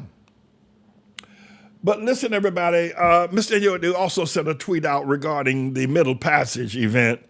We could put that up as well before I get out of here. I got to get out of here now. My time is just about gone. But I want y'all to pray with me. Going out, I had no idea what to expect going out there on that street. I didn't. 125th Street. By the way, I'm going to be out on 100. Well, where I'm going to be in the Otlaw area tomorrow. I don't know whether I'm going to be at the Polo Grounds or whether I'll be at 145th Street and Nicholas Avenue, between St. Nicholas and Broadway. I'm not sure where. I know Friday I will be back on 125th Street and 7th Avenue. Friday at probably at about noon, 12 o'clock, 2 o'clock rather. So definitely Friday, I'm going to be on 125th Street and 7th Avenue. Now I'm going to be in Otlaw handing out flyers and meeting and greeting people tomorrow. I just have to work it out with Elder LaFleur exactly where I'm going to be. I could be at the Polo Grounds, which is like 155th Street and 8th Avenue, or I could be on 145th Street. I could be rotating between those places, 145th and St. Nick, and 155th and Frederick Douglass Boulevard, or 8th Avenue, as originally known. But I want y'all to hear what I've said. If you didn't hear my message today about getting the young men to pull their pants up, and the engineer he's gonna close us out with a song that written by Minister Honaker, performed by Minister Honaker. But Jet Pilot, one of our engineers, did the graphics on this. Jet Pilot did. He's going to close out. We're going to close out in a few minutes. But I'm not going yet. Don't go anywhere. I'm not going yet. But as I showed you the pictures of those beautiful faces of the young people, I can do that all over New York City. Send me down to City Hall. Go to take out your bank card. Go to your website right now. Do it now. Take out your bank card. Go to the website and give. Amen. Praise the Lord. And I can wash the faces of these young men, take those guns out their hand, take those basketballs out their hand, pull their pants up and put a computer and a cross pin in their hands. I can do that. And we can run the New York City school system without metal detectors. That's right. We can run the New York City. Listen, I become the mayor of the city of New York, and you say, Pastor, I don't believe that you give me a year in the system, and we'll take all the metal detectors out of the school system. Give me a year. Give me a year in the school system. We'll take all the metals out of the school system. Give me a year. That's right. Give me a year, and we can run the New York City school system without metal detectors. That's right. So send me down to City Hall. Go to manningformayor.com. So there's two things I'm going to ask you before I break out of here today. Number one is go to manningformayor.com and make a donation. And I'll take the metal detectors and the guns out of the school system. I'll take the metal detectors and guns out of the school system. And by the way, once I become the mayor of New York, then I'll become the national mayor, the mayor of the national, I'll be the president of the National Mayors Association, and I'll do the same thing in St. Louis. I'll take the metal detectors out of those schools in Cleveland as well. So go to manningformayor.com and make a donation. You can start with $10. Everybody's got $10. Start with the $10, and then we'll take it from there. But I'm going to clean up the city of New York. The problems that we have, we're barking up the politicians are barking up the wrong tree, and they're blaming the wrong people, and they're looking for the wrong kind of funding and advice. When I get a chance, perhaps I'll maybe do it tomorrow, I'll show you the statements I made out in Brooklyn on Fulton Street and Schenectady Avenue, where I resisted heroin in my youth. I just wouldn't do it. I thought I was too pretty to be a junkie. And I still think that, don't you? What do you think? Think about it. What do you think? You know, I resisted that, and I will resist being a drug-addicted politician, addicted to the money and the power of politicians. I will resist that. All right, so I have some things I'm going to be sharing tonight in the Open Rewards prayer meeting, so make sure you're around for that. It started 7 o'clock Eastern Standard Time right here on the broadcast, same channel that you're on right now if you choose this channel. But we have a worship service on this coming Saturday. Make sure you're here. Try to get here by as early as 10:45. And we got a lot of things we want to do. And then I need volunteers like you won't believe. Want to have a big to-do. Want to put on the big dog on Saturday, June the 14th, when we do what is historically, this has never, ever been done. Well, there have been ceremonies, but what we're going to do now, nothing on this statue or level has ever been done in New York City or in America, for that matter. And so there's a lot to be done, and I just need volunteers. If you can come and join our ministry now that you know who I am and what it is that we're doing and that I'm hearing from the Lord, that I've always heard from him. And especially those of you, I would invite those of you to who thought I was wrong about Obama. And, you became angry with me, or you left the church and you did all kinds of things. And, I would be glad to see you, come home to Allah. Because there ain't nothing else out there. You went out there on Obama and that fell through. Not only fell through, but it fell into hell. I'm still Pastor Manning. And I won't get up and preach and I'll talk about Obama, the long-legged Mac Daddy. I'll talk about Michelle, the fist bumper. But you can be at peace. It can be at home again. And we're doing great things. We're doing great. You see how since y'all left, we're doing great things. We're doing great, and they're getting greater. Some of y'all probably need to go down to City Hall with me. Some of y'all need to go to City Hall with me. All right, so I'm going to ask the engineer one more time, and then I probably won't bother y'all with this song anymore. We've been playing it consistently now for the last 3 or 4 weeks. I think we've been closing out every broadcast, but it's still good. It's all good. But we've been closing out the broadcast for the last 3 weeks with this one particular song. But I want you to see, for $10, I can make this man pull up his pants. I can get him off dope, and I can get him a job. Send me down to New York. Send me down to the mayor's office in New York City, Manning for mayor. All right? All right, everybody. Peace out. But wait for the song as well. Jesus, will you take my hand? Because I don't understand. I don't know which way to go. A lot of things that I just don't know. Jesus, will you take my hand? Because I don't understand.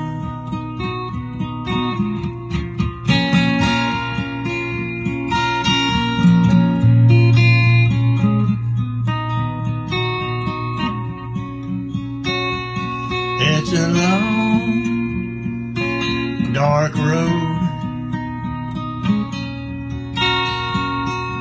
and I carry a heavy load.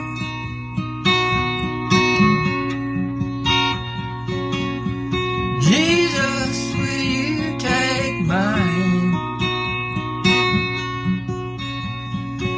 Because I don't understand.